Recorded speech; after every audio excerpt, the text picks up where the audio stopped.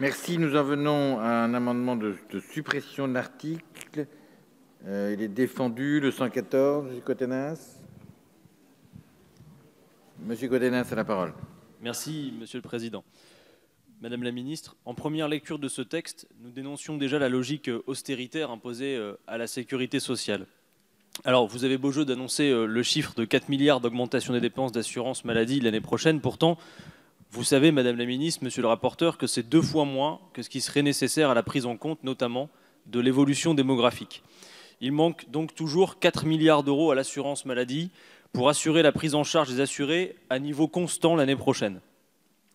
Le plan d'économie, disons-le, d'austérité que vous imposez à la sécurité sociale, et notamment à sa branche maladie, est un des plus importants de ces dernières années, et le masque de l'Ondam ne saurait cacher cette cure.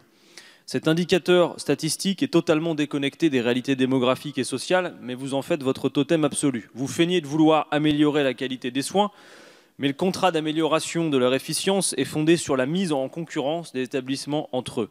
Vous installez une ambiance malsaine dans le secteur médical, plus encore dans le secteur hospitalier. Pourtant, les personnels n'ont pas besoin de cette pression supplémentaire, ils ont besoin au contraire de soutien, de plus de moyens, d'embauches, nombreuses même, ces embauches.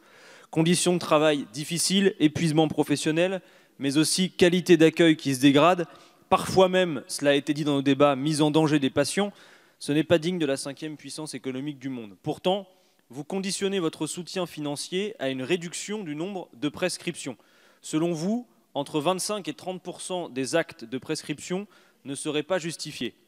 Les praticiens médicaux seraient donc, si l'on vous croit, des irresponsables dont le seul but serait de creuser le fameux trou de la Sécu. Nous ne le pensons pas. Pour assurer le financement de la sécurité sociale, nous vous avons donné ici même plusieurs pistes. Supprimer le CICE que vous pérennisez et de nombreuses niches sociales, assurer l'égalité salariale entre les femmes et les hommes, contrôler l'activité de l'industrie pharmaceutique, mais vous les avez toutes rejetées. Nous sommes en droit, ici et à cette heure, de nous questionner donc sur vos intentions réelles.